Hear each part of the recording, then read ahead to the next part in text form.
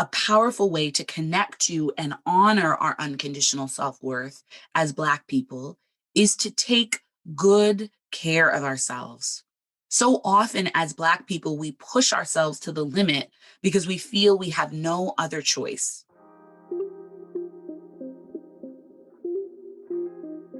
Welcome to the Unconditionally Worthy Podcast. In this podcast, I will guide you on your journey to connect with the true source of your self-worth. Each week, we'll discuss barriers to unconditional self-worth, the connection between self-worth and relationships, self-worth practices you can apply to your life, and how to use self-worth as a foundation for living courageously. I'm your host, Dr. Adia Gooden, a licensed clinical psychologist, dance enthusiast, and a dark chocolate lover who believes deeply that you are worthy unconditionally.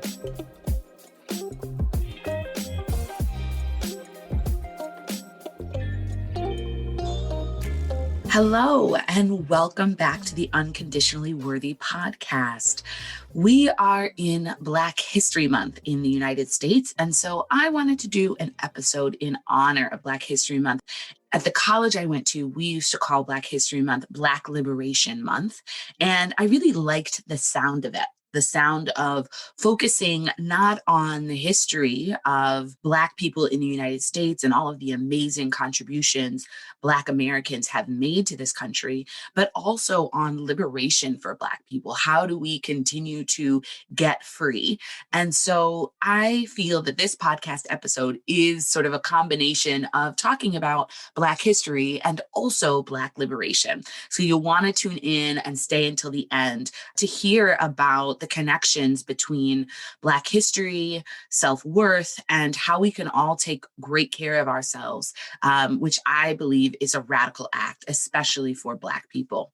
So let's dive in. I wanted to start with a little bit of history because Black people have been treated as unworthy since America's inception. So slavery was started before America was officially the United States. And this is an unfortunate and heartbreaking history and legacy that really continues in the country today. So African people were stolen from their homelands, and chattel slavery was instituted in the United States. And chattel slavery means that children are born into slavery, and it guarantees that slavery is going to continue from generation to generation. There are some other forms of slavery, all of which are awful. I don't know that I have to say that, but all forms of slavery are awful.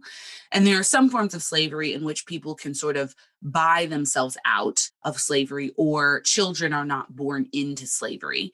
But in America, we had chattel slavery, which meant that the child of a slave was a slave, and slaves had no rights. They were treated awfully, and they were treated as and considered to be less than human.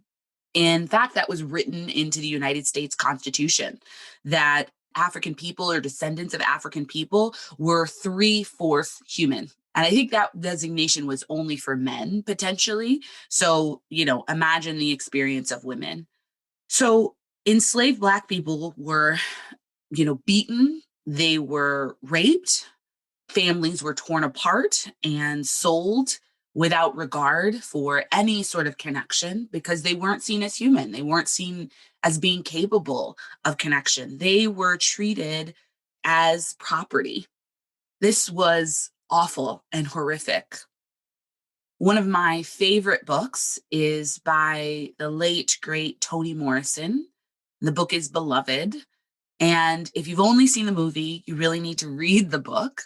And the book is, at its core, exposing the horrors of slavery and the attempts of Black people to love each other, their children, in the midst of this horrific environment, horrific context of slavery. And it exposes how horrible slavery is, because a mother is willing to kill her child so that the child can avoid being enslaved.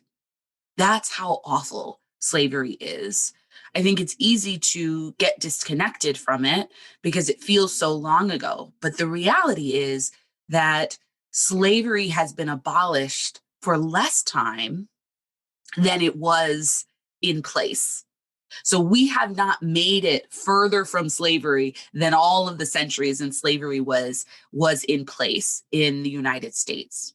So I don't need to recount all of the traumas of slavery. And what I want you to take away from this is that Black people were told over and over and over again in large and small ways that we were not worthy of love, care, and respect, that we weren't worthy of life, that we weren't worthy of health. And despite all of this, Black people built loving relationships. Black people cared for and loved their children, even in the midst of these horrific experiences. Black people cultivated joy and community and celebrated even in the midst of all of this trauma. And that is so inspiring to me, that even in the middle of what I can't even imagine, the horrors I can't even imagine, they held on to hope and love and built community. I wish I could say that the trauma Black people in the United States experienced ended with slavery. I wish that that was true, but unfortunately, it's not. The racism that, was established and helped to justify slavery just changed forms after slavery was abolished. And what we call the Jim Crow South is, there were many laws and regulations that restricted the movement of Black people. More than 3,000 Black people were lynched in a period of time that spanned from slavery through the 1960s.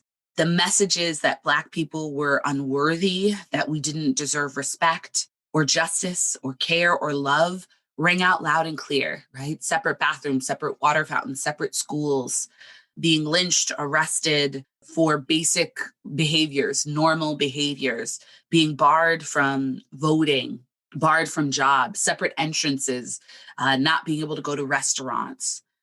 And so it continued to be a difficult time, being confined to poverty and sharecropping. Those were the manifestations of racism that communicated to Black people that we were not worthy after slavery. And still today, racism manifests in numerous ways. In the most overt ways, racism looks like police murdering Black people who are walking, running, sleeping, not posing any threat. And, as a Black woman, every time one of these murders happens, I feel it viscerally in my body. The summer of 2020 was particularly intense with the murders of George Floyd and Brionna Taylor that came to light. And it felt like someone was screaming in my face, "You do not matter. Your life does not matter. You are not worthy of life and safety and protection." And it felt this way when I learned that these Black people were murdered. And it also felt this way when I learned that there was no justice, that the officers who killed these people were not going to be held accountable. This is why the statement, the assertion that Black Lives Matter is so powerful, because in so many ways in this country, we have been treated as though we do not matter. And so I'm grateful that the summer of 2020 seemed like there's a shift, right? It seems like people are waking up to the fact that Black lives do matter, that we do deserve protection and care and safety. And so I'm hopeful, and there is still work to do.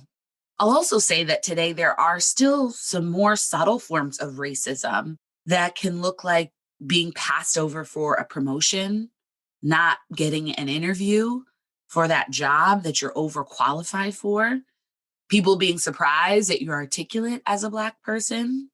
And as a Black woman, we navigate a lot of stereotypes. People assume we are hypersexual, we're manipulative, we're gaming the system, we're always angry. Sometimes it's just even assuming that we are always strong, that we don't feel pain, that we don't get sick, which can result in not receiving the medical care that we need and deserve, which results in high levels of mortality for Black women who are pregnant or giving birth. And so, the racism manifests in ways that are large and small. And it's something that we still deal with as Black people, which is why Black History Month is so important. And so I imagine that you might be wondering at this point, okay, I thought that this was a podcast that was about unconditional self-worth. Why am I getting a history lesson? Well, I'm sharing this history of racial trauma that Black people have endured so that you will understand the power of Black people asserting that we are unconditionally worthy. This is a radical act in the context of this history and racial trauma, because there are so many messages that we are not worthy. And so for us to say we are worthy unconditionally is powerful. And we are worthy not because we are respectable or because we've gotten an education or because we speak proper English. We are worthy not because we are smart or dress well or have accumulated wealth. We are worthy not because we are magical, not because of our physical prowess or our intellectual feats. We are worthy because we are human. And when we assert our unconditional self-worth as Black people, we are taking a radical stand against the prevailing messages that Black people are only worthy if we talk right, act right, play right, look right. When we connect to our unconditional self-worth, we are challenging the idea that we need to be perfect and magical to be loved and respected. We are worthy when we fumble and fail. We are worthy when we experience depression and anxiety. We are worthy when we are coping with trauma. We are worthy in the fullness of our humanity. So you may be wondering how to put this self-worth into practice. I believe a powerful way to connect to and honor our unconditional self-worth as Black people is to take good care of ourselves. So often as Black people, we push ourselves to the limit because we feel we have no other choice. We buy into the idea that we always have to be grinding and hustling to be successful and worthy, that we must work 3 times as hard to be as successful as white people. And while there are certainly inequities, I've described some of them here, and hard work has led to success, overworking ourselves can also increase stress, exhaustion, and physical health issues. And I want us to shift away from the idea that we have to work ourselves into the ground to be worthy as Black people. I've been inspired by the NAP ministry and their reminder to rest and stop buying into the idea that our worth is based on our productivity. You can find them on social media. They're a great profile to follow. When I work with my Black female clients, we often talk about the need for rest. Even though they might be struggling with depression, it rarely looks like not getting out of bed because Black women have been socialized to keep going, to push forward, to make progress, no matter what is going on. And all of this takes a toll. This is why Audre Lorde's assertion that caring for myself is not self-indulgence, it is self-preservation, and that is an act of political warfare, is so powerful. As Black people and Black women, taking care of ourselves is a radical act because it directly challenges the messages that we are not worthy of love, care, and respect. It argues against the idea that our bodies and our lives are disposable. When I talk about self-care, I'm not referring to the commercialized, Instagrammable self-care. I'm talking about deep practices of listening to your body and taking care of yourself. Taking care of yourself can look like making sure you get enough sleep. Too often we have trouble taking the time to sleep and rest because as Black women, we feel we need to be tending to someone else. I encourage you to set a bedtime and to create a bedtime routine that allows you to relax and unwind during the evening. And if you have trouble allowing yourself to rest, consider why it's difficult for you to allow yourself to relax and intentionally engage in activities to help you unwind and calm your mind down. I think it's important to remember that rest is an essential aspect of being human, that we're not supposed to always be doing, that rest allows us to be, and we deserve that as Black people. Self-care can also look like honoring your body through movement and being mindful of what you eat. Movement doesn't have to look like punishing exercise. It could be doing the wobble in your living room or going for a walk on a beautiful day. It could be engaging in cardio or running, but doing something that feels good for your body, not something that pushes your body to change or be different than it is or is punishing for your body. For me, my favorite forms of exercise look like dancing. So I take dance classes. Now they're virtually, but they're just as invigorating and they feel good and I feel grounded in the movement. So I encourage you to figure out what that looks like for you. Being thoughtful about what you eat does not need to be a restrictive diet that communicates to your body that it's not okay. It can look like increasing green vegetables or other foods that you know deeply nourish your body, and maybe staying away from foods that you know leave you feeling kind of sick. Taking care of yourself can be taking time to be still in prayer and meditation, taking time to journal, and generally giving yourself space to be present with your thoughts and feelings without judgment, and just attending to yourself with love and care, giving yourself the attention you deserve. Self-care can also look like making time to have fun. I know we're in a pandemic right now, and fun looks different for most of us than it used to, but find creative ways to have fun, to laugh, to connect with friends and loved ones, because joy and fun is also a really important part of taking care of ourselves.